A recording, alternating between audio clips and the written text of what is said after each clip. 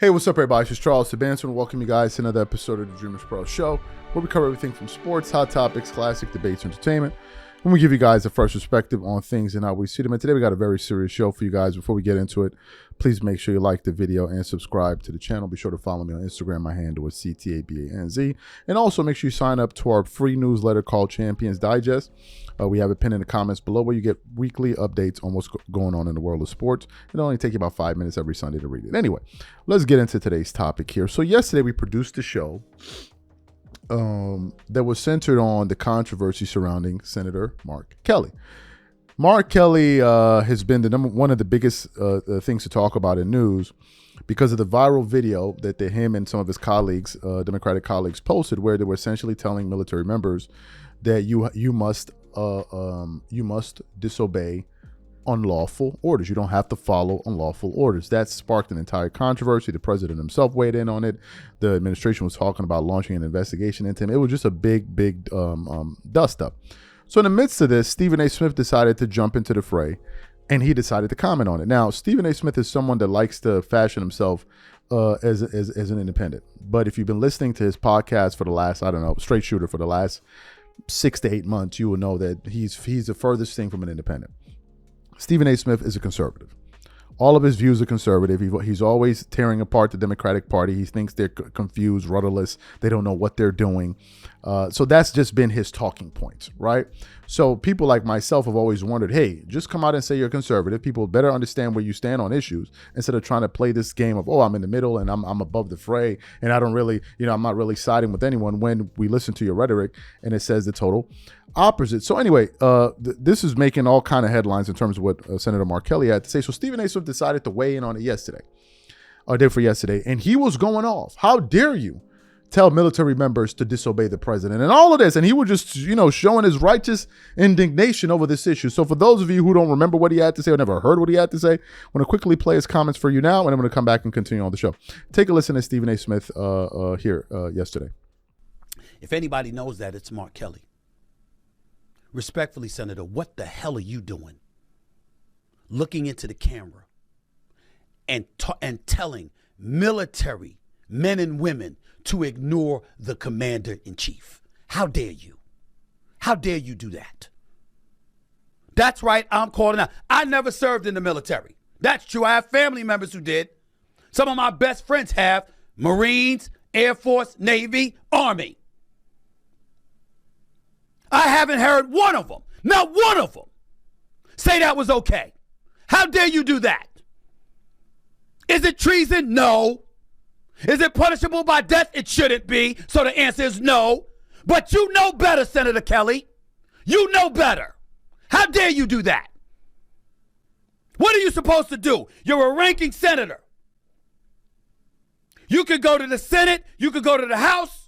You can draw up paperwork. You can try to start articles of impeachment if you think there's something illegal. I mean, damn, it ain't like y'all haven't done it before. You impeached the man twice. Where'd that get you? Got his behind back in the White House. Had you left him alone since 2020, maybe he wouldn't be back terrorizing the Democratic Party the way that he is. But you did it. You did it. And here you are again with this nonsense. How dare you do that? I'm not a military person, and I know better than that. You don't tell military men and women to ignore an order from the commander-in-chief. You don't do that. Is it going to amount to what Trump tried to embellish and indicate? No. But that don't make you right. How dare you do that? He's the commander-in-chief for the United States military, period. You have no business doing that. None.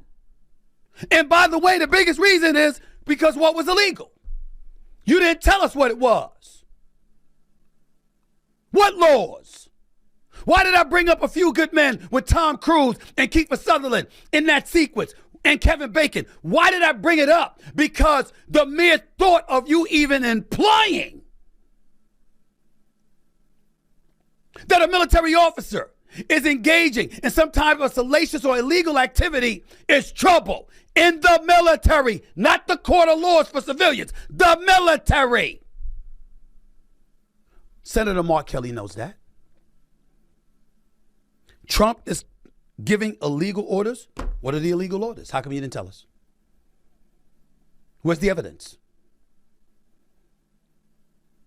Where's the evidence? Why do you think the investigation is going on? Why do you think Trump is all over Pete Hegseth, over the Department of War and the FBI with Kash Patel, and folks are looking into and probing what's going on and how can they get to Mark Kelly because they know he did something wrong. You crossed the damn line. You are an elected official in the nation's capital. We have a constitution. You got a problem, you go through the necessary process. Whether it's Hakeem Jeffries in the House, whether it's Schumer in the Senate, or anybody else, that is the point that's the process you're supposed to go to. You don't go in front of the cameras and give military officer or military personnel a directive to ignore their commander-in-chief, and you've given no evidence what his illegal orders were. And if you try to sit up there and say, oh, it was just alluding to a future reference to future situations, oh, so he's going to give you an illegal order in the future. Ladies and gentlemen, that flies over the airwaves of Sirius XM or one of these news networks or something like that. It does not apply in our military. You can't do that. Excellent. So you heard what he had to say. Now, Pete Hegseth. Okay, Pete Hegseth has been making the news for all the wrong reasons, right? The United States Secretary of War. As you guys know, they changed the name of the department. So it used to be called the Department of Defense, now it's the Department of War, right? So he's the Secretary of War. And he has said a few controversial things here and there, like a few months ago, maybe a number of weeks ago, he got together all of the key top-level military members around the world, got them in a room, and basically started telling them things that you wouldn't even believe. You know, if you're in the army, you can't be fat, all kind of crazy stuff, right? Then the president himself walked in, and then, of course, the military members, they're meant to be bipartisan. So they're not meant to show their allegiance in any way. They're meant to basically support the president regardless of who's in office, right? So you had that situation there. You had some remarks that kind of rubbed some people the wrong way. So anyway, as you guys know, he's currently in the midst of this serious conversation surrounding war crimes, right? For some strikes that they have been conducting this Venezuela boat strike, right? So everyone has been talking about it. So what we want to do, right? Because maybe some people are not following this story. We want to give you guys a quick summation of what's really going on here. We got this from the video from ABC News, and it says Secretary Hegseth faces scrutiny for lethal boat strikes. So what we want to do is I want to play a little bit of this just to give you guys a quick summation of what's going on here, and I'm going to come back and really get into the meat and potatoes of today's show. So take a listen to this quickly. This morning, bipartisan fallout over the Trump administration's escalating military campaign in the Caribbean. The Washington Post reports after U.S. forces carried out a strike in September on a suspected drug boat that left 2 survivors struggling in the water, a second strike was carried out to kill them. This was allegedly done to comply with Defense Secretary Pete Hegseth's initial orders to kill all passengers on the boat. Now lawmakers on both sides of the aisle say Hegseth may have violated international law. This rises to the level of a war crime if it's true. When people want to surrender, you don't kill them, and they have to pose an imminent threat. It's hard to believe that 2 people on a raft trying to survive would pose an imminent threat. Hegseth defending his orders, saying the intent is to stop lethal drugs, destroy narco boats, and kill the narco terrorists who are poisoning the American people. Biden coddled terrorists, we kill them. President Trump responding to the report. I'm going to find out about it, but Pete said he did not order the death of those 2 men. Some experts argue even if Hegseth did not order that second strike, it may still be a violation of the laws of war. It comes as President Trump escalates his threats against Venezuela, warning all airlines, pilots, drug dealers, and human traffickers, please consider the airspace above and surrounding Venezuela to be closed in its entirety. Venezuela calling that warning a colonialist threat to its sovereignty. Trump was asked whether his airspace comment means strikes against Venezuela are imminent. Don't read anything into it. Trump revealing he has spoken to Venezuelan President Nicolas Maduro, but not sharing details. Trump last night also speaking about a freeze on all asylum decisions in the U.S. after last week's shooting of 2 National Guard members in Washington, D.C., allegedly by an Afghan national. How long does your administration plan to pause asylum into the U.S.? I think a long time. Can you give any We kind don't of want time? them. What's We a don't long want those time? people. We have enough problems. We don't want those people. The Trump administration granted the suspect asylum in April. He was allowed into the U.S. during the Biden administration and previously worked with the CIA. Sources say he was recently mourning the loss of a mentor while also dealing with financial stress, unable to work because of an expired work permit. The Associated Press reporting his mental health had deteriorated. Police not yet revealing a possible motive. Excellent. So you heard what the video had to say. Now, I want to also read quickly from some articles that I found online just to give this this story a little bit more depth. So we got the first article from Politico.com, and it says lawmakers warn Hegseth may have committed war crimes following second strike report. Democrats and even some Republicans said Hegseth orders may have been illegal if reports on his commands to kill survivors of a boat attack are true. The article then continues on. Lawmakers from both parties raised alarm Sunday that Defense Secretary Pete Hegseth may have committed a war crime following a report that he'd ordered a follow-on attack to kill survivors of a boat strike in September. The Washington Post reported last week that Hegseth also authorized a highly unusual strike to kill all survivors of one of the Trump administration attacks in recent months on boats alleged to be carrying drugs in international waters. Politico has not independently verified the Post reporting. It then continues on. Senator Chris Van Helen and Tim Kaine, both of whom sit on the Senate Foreign Relations Committee, said Sunday that, if accurate, such orders were raised to the level of war crimes.